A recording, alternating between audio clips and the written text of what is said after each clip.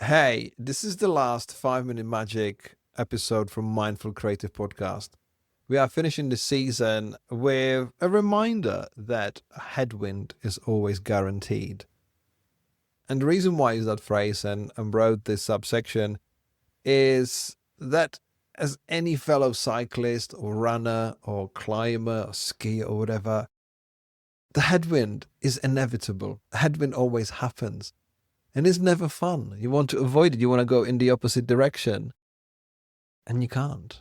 Well, you can make a choice of going with the tailwind and make it easier for yourself. But I've been thinking about it recently. Would you rather run a downhill easy and not learn or get stronger? Or would you rather run into the headwind, which is annoying, or cycle into the headwind and get stronger, learn? We call it character building when things are really hard, like you really want to give up. But headwind's always guaranteed. It's always going to be there. And actually, what could be a freewheeling down a hill with a tailwind in your back, it's growth. It's pushing, it's learning, it's strengthening, it's overcoming adversity. Because once you get up on that hill, once you get through the passage full of headwind, then you can enjoy, looking forward going, it'll be easier from now. It will actually get better. So I want to thank you for following this podcast season, for getting a copy of the book, for listening to these episodes, because it means a lot to me. It's been amazing to see how many people have resonated with this season, with the book, with the content, and I greatly thank you for being here, and I'll see you with the next season very soon. A headwind is always guaranteed. As creatives, we're always going to spend at least half of our journey cycling into a headwind. We're always going to face challenges. And although some challenges can be more testing than others, that's ultimately a good thing. We're hardwired to need challenges. If we're never challenged, we never learn, and we settle down in our comfortable little rut. We get bored and resentful, and we fall into bad habits. We need to be inspired to take action, because no action equals no reward. Nothing comes of nothing. It can also be beneficial for us to challenge ourselves from time to time. And please note that there's a difference between challenging yourself and shoving a stick into your own spokes. There's also a difference between challenging yourself to raise your game and judging yourself against impossibly high standards. The healthy kinds of growth-oriented habit-building challenges you can set yourself include challenging yourself to perform a certain task, such as journaling or exercise or meditation, every day for a set period of time, even if it means waking up a little earlier. You might challenge yourself to start learning something new, such as a language or an instrument or a craft like woodwork or crochet. You might push yourself out of your comfort zone by joining a local group of some kind, sports, amateur dramatics, etc. Or, if you're a musician, performing at an open mic night. Whichever way you challenge yourself, it'll likely feel a little uncomfortable. But that's good, because if it feels totally comfortable, then you're definitely not learning anything. Of course, there are those magic moments when you challenge yourself to do something new and you instantly feel as though you've been doing it all your life. But generally, your feet will have to leave the ground for you to step up. Don't give up.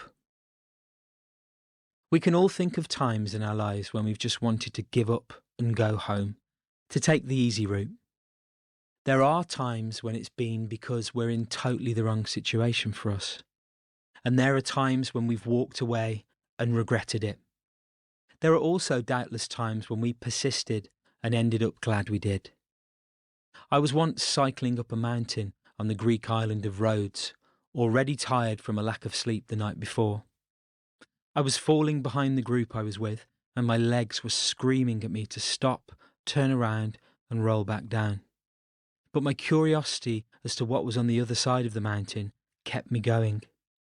It took longer than I would have liked, but I got there, and as I sailed down the other side, the endorphins kicked in, and I realised just how hard I'd worked to get up that mountain.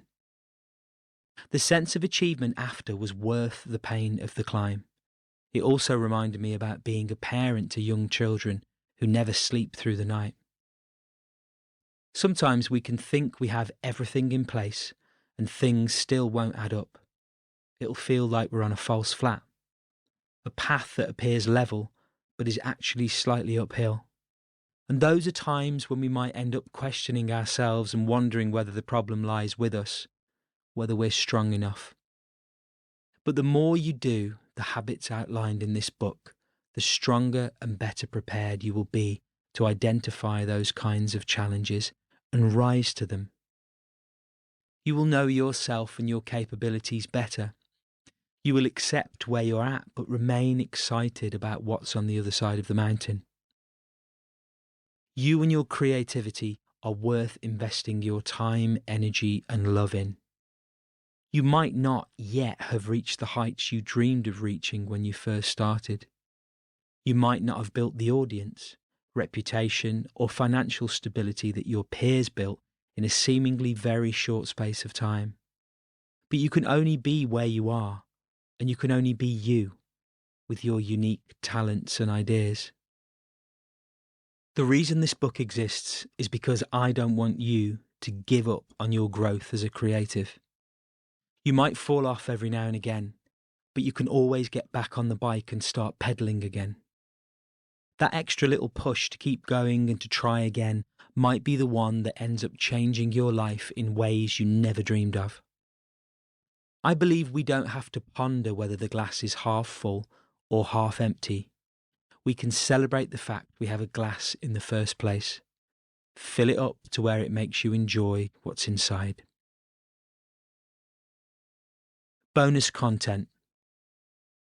Visit brandnewbooks.co.uk/resources to access mindful creative bonuses content, including audio meditation files, suggested reading list, image downloads, playlist links, and more.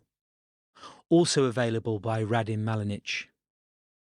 Book of Ideas, Volume 1 and 2, A Journal of Creative Direction and Graphic Design. Book of Branding, A Guide to Creating Brand Identity for Startups and Beyond. Pause, Breathe and Grow, Notes on Mindful Creative Life. All titles are available in paperback and Kindle formats.